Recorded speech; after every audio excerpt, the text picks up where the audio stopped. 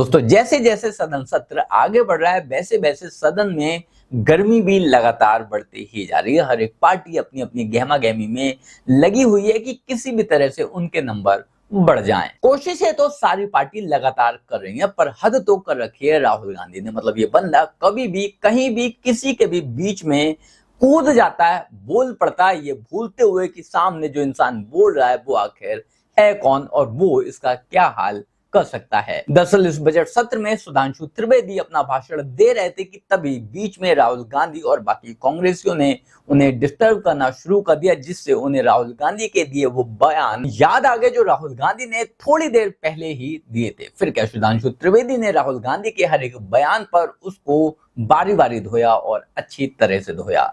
सभापति महोदय, हम सब चाहते हैं इस देश में समृद्धि आए, बजट इसीलिए लाया जाता है, यानी मां लक्ष्मी की कृपा रहे। और हम सब चाहते हैं देश में प्रबुद्धता आए, मां सरस्वती की कृपा रहे। और मां सरस्वती भी कमल पर विराजती हैं और मां लक्ष्मी भी कमल पर ही विराजती हैं। जितना कमल खिला रहेगा उतना इस देश में समृद्धि का मार्ग प्रशस्त रहेगा। अब मैं आगे भी बताना चाहता हूं, आज एम्प्लॉयमेंट लिंक स्कीम आई तो कोई कहते हैं कि हम अचानक एम्प्लॉयमेंट लिंक स्कीम आई, ऐसा नहीं था।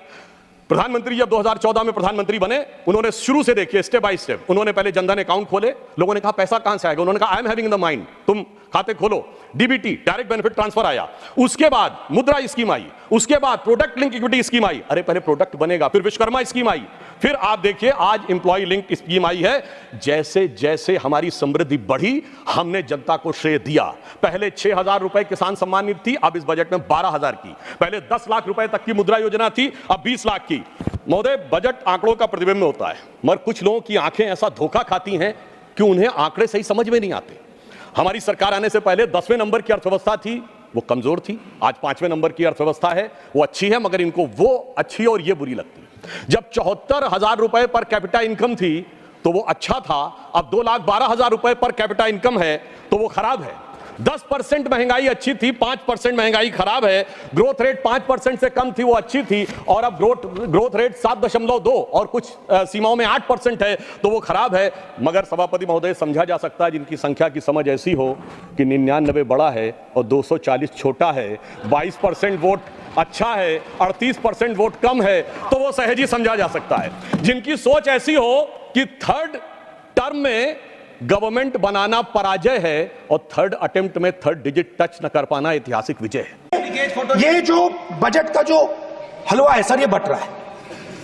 और इस फोटो में सर मुझे एक ओबीसी अफसर नहीं दिख रहा, एक आदिवासी अफसर नहीं दिख रहा, एक दलित अफसर नहीं दिख रहा मुझे। ये हो क्या रहा है सर? सर देश का हलवा बट रहा है सर, और इसमें 73% का एक है ही नहीं।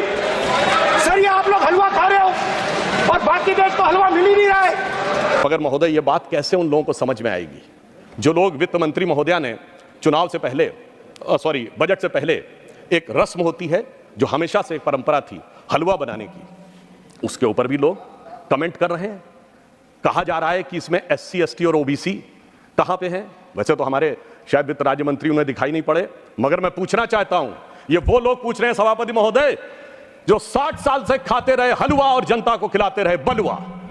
मैं पूछना चाहता हूं महोदय, OBC की बात करने वालों से कि 53 में काका कालेलकर कमेटी बनी, 55 में रिपोर्ट आई और 55 से 77 तक 22 साल OBC खाता रहा बलुआ और ये खाते रहे हलवा।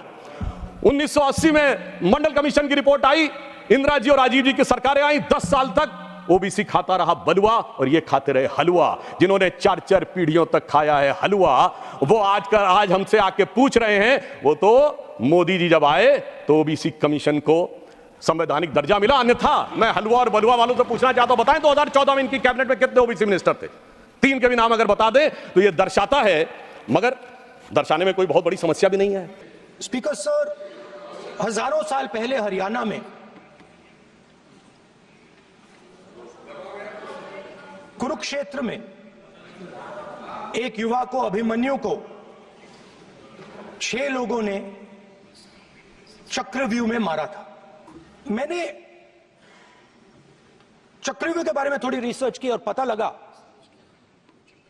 कि चक्रव्यूह का एक दूसरा नाम होता है पद्मव्यूह, मतलब लोटस फॉर्मेशन।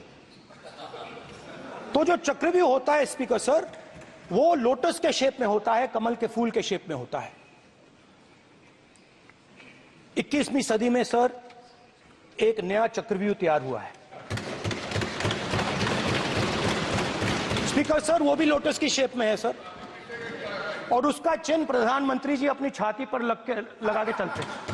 आपको ध्यान हो, उनके लिए ये बजट एक चक्रव्यूह की तरह हो गया है। वो कहते हैं चक्रव्यूह और पद्मव्यूह समान है।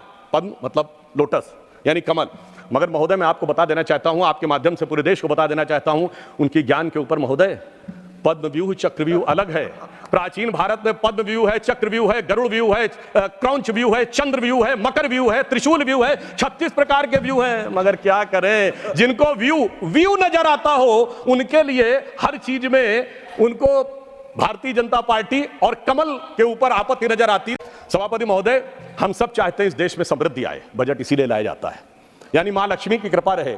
और हम सब चाहते हैं देश में प्रबुद्धता आए, मां सरस्वती की कृपा रहे। और मां सरस्वती भी कमल पर विराजती हैं और मां लक्ष्मी भी कमल पर ही विराजती हैं। जितना कमल खिला रहेगा, उतना इस देश में समृद्धि का मार्ग प्रशस्त रहेगा। मुद्दा चाहे बजट के हलवे का हो या फिर चक्रव्यूह का, सुधांशु त्रिवेदी ने ऐसा एक भी मुद्दा नहीं छोड़ा जिस पे राहुल गांधी को जवाब ना दिया हो। लेकिन आपको उनका दिया कौन सा जवाब सबसे ज्यादा अच्छा लगा, कमेंट कर जरूर बताएं। मेरे हिसाब से पिछले काफी टाइम से राहुल गांधी के जिस तरह के बयान आ रहे हैं वो ना सिर्फ निंदनीय है बल्कि इलीगल भी हैं। लेकिन ये बंदा बड़ी होशियारी के साथ में चुनता भी पार्लियामेंट का टाइम है, पार्लियामेंट की लोकेशन है, ताकि इस पर कोई भी केस या फिर एफआईआर ना कर सके और ये आसानी से बचकर निकल जाए, जो कि एक सच में काफी अच्छा कदम है। लेकिन इसके खिलाफ भाजपा को कुछ करना ही होगा और स्ट्रिक्ट एक्शन लेना जरूरी है, या फिर इसकी रणनीति को तुरंत नेस्तनाबूद करना और भी ज्यादा जरूरी है। बाकी आप लोग इस बारे में क्या सोचते हैं, कमेंट कर जरूर बताएं।